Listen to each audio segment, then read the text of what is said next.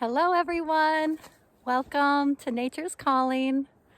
It's March 7th, 2026, and as you can see, we're in the winter thaw, but we still have lots of snow, and we're getting ready to go out into the forest for our gathering, and we will take you along with us. Great. So as you can see, we're at the cusp of the woods where we're going to go in for our exploration for Nature's Calling. But before we do that, we like to just take a moment to let everybody know what to expect today, and a little bit, we always invite this element of surprise, but just to drop in. So I just encourage us all to take a moment before we walk into the woods to feel our feet on the earth and breathe. Start to open your senses. Notice something you can smell, something maybe you can taste,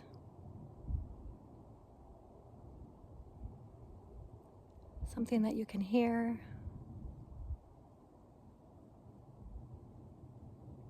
something you can feel through touch. What is touching you? What are you touching in this moment?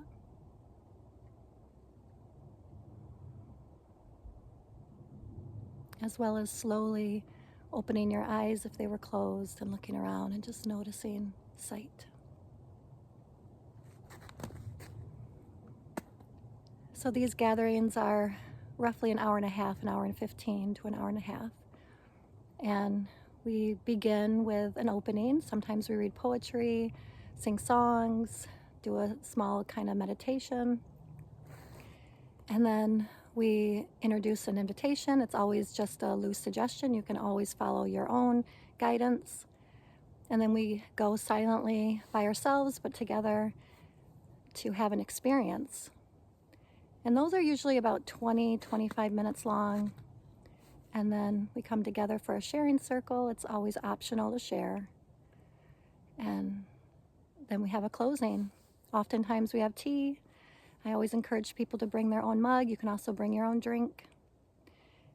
You can bring a notebook and a pen or something to write with. Sometimes drawing or writing becomes a part of the invitation, or something maybe you're just guided to do while you're having your own experience.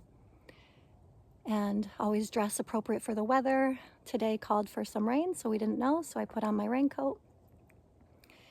And then we have a closing. Sometimes, again, it's poetry, song. And I just encourage this to be done where all of us, anyone who comes to these gatherings here at Ski Hearth Farm in New Hampshire, in Sugar Hill, if you have a poem that feels fitting that you would like to bring to read or share, this is something where we invite the community to all come together and bring a show and tell, bring something that's in your heart, something that you're reflecting on, a contemplation. So that is for today, and Peter is going to read a beautiful passage before he gives us the prompt for the invitation. So this reading comes from an old book called An Almanac for the Soul by Marv and Nancy Hiles, that I came across at a retreat last week. And I want to read you this part about March.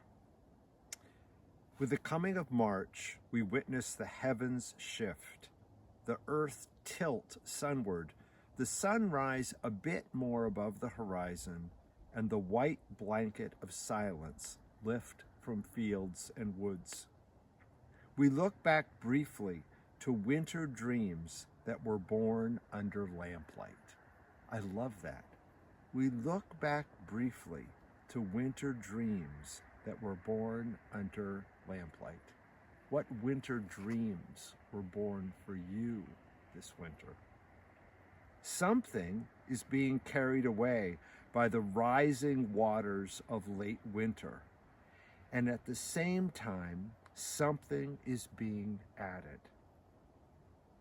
What is being carried away for you this March season? In the waters and the return of seeing the ground, it's wet out here in the woods. What's being carried away for you? March days are times when things become possible again. What's becoming possible for you this March season? The earth will do once more what it has done since the beginning and bring spring, even when we are busy with other things. So my invitation to us as we go into the woods, and we're going to take 20-25 minutes to go out and just to have some time alone and to listen, and I'm going to have us listen in a particular way. I'll invite you to listen to what is being carried away by the waters of late winter. What's being carried away and what's being made possible this March season. What is possible again? So it's a time of transition and a good time for us to mark what's transitioning and changing in our lives. So years ago, I took a retreat with my parents for the weekend at the Highland Center, and it was led by a nature artist. She had us go out in the woods on a day like this, and she gave us a little piece of paper and a pencil. And she invited us in this time to stop and to notice. And I'm going to have us do that today. The questions for today of what's being washed. What do you notice? What do you notice? What's being washed away, and what's becoming possible again? What's becoming possible again? And maybe one of those questions particularly strikes you today. And what I want you to invite you to do is to go take your pencil and pen. Don't worry about being a great artist. In fact, it's even better if you don't even look at the paper, but just draw what you're seeing, for example, becoming possible again out there. It's something tangible, it's specific, and you can hold it on a piece of paper. So I'm going to give us each a few pieces of paper, a pencil, and invite us to go and discover for 20-25 minutes, and I'll ring the bell to call us back.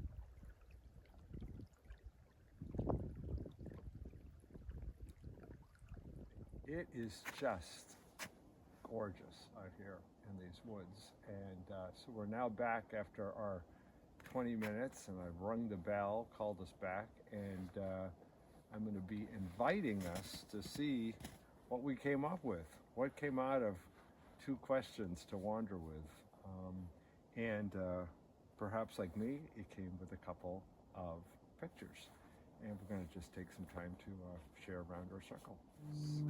That often Nicole brings some wonderful tea that we bring to celebrate our time with the final poem. Yeah, today I brought, for spring, I brought a lavender blueberry with a hint of sweetness. So I think it's really fun to see the beautiful color. Look at that purple pink. Lavender blueberry, and there's nothing better than having a tea party in the woods, no matter the season. I smell it already. So we'll close our circle today with a poem from John O'Donohue, For a New Beginning. In and out of the way, places of the heart where your thoughts never think to wander. This beginning has been quietly forming, waiting until you were ready to emerge. For a long time, it has watched your desire, feeling the emptiness growing inside you, noticing how you willed yourself on, still unable to leave what you had outgrown. It watched you play with the seduction of safety, and the gray promises that sameness whispered, heard the waves of turmoil rise and relent, wondered, would you always live like this? Then the delight, when your courage kindled, and out you stepped onto new ground, your eyes young again with energy and dream, a path of plenitude opening before you.